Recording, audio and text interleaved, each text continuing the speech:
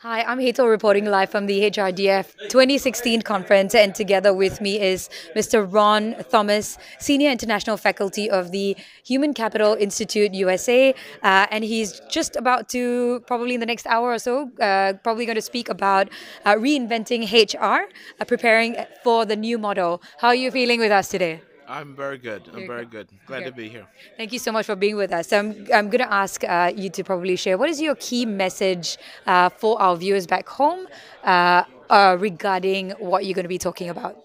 Well, I'm relating my experience to the new model of human resources, which is really based on being kind of a workplace architect.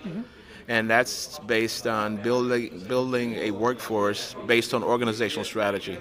So my key message will be geared towards people either in their first iteration of human resources or third year, mid-career kind of thing, because I'm going after that mindset as opposed to speaking to the overall capabilities of HR, because they've been hearing this all throughout I the know. sessions today about the organization needs to move forward. Yeah. I'm talking to each individual as to how you need to move your career forward Right. and start preparing for this new model and be able to expand your brand. Right, because I mean, it's one thing that the organization needs to move forward, but if HR is not upskilled necessarily to take that on, it can't happen.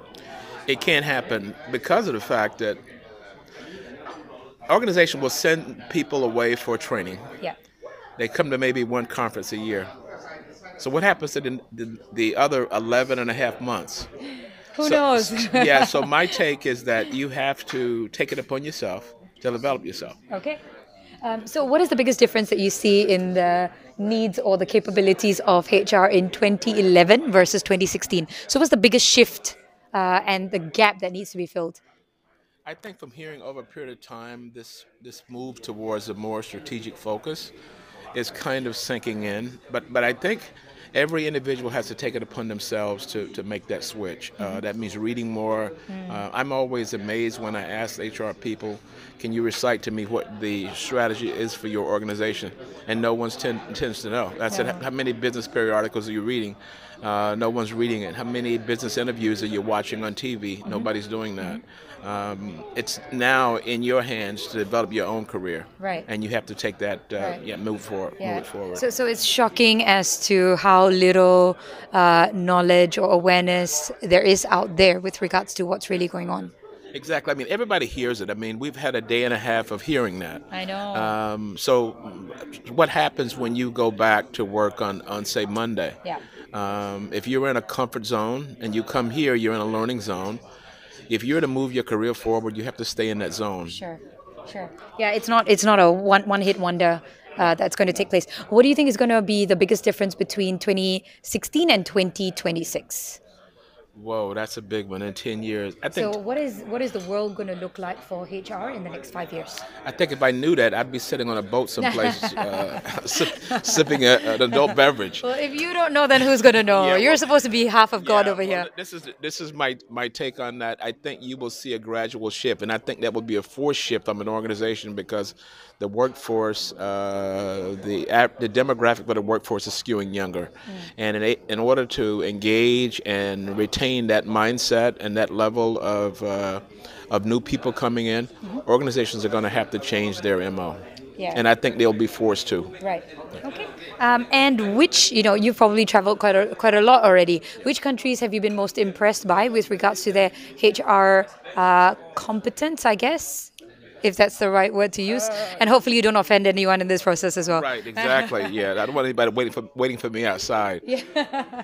You better say Malaysia now. Yeah, you know what? I do a lot of work in the Asia Pacific region, and I'm very, very impressed with the level of HR knowledge and the yearning for more and trying to understand. I still keep up with people that may have sat through 3 days of my training, and bouncing around ideas, that kind of thing. So I'm very impressed with this region.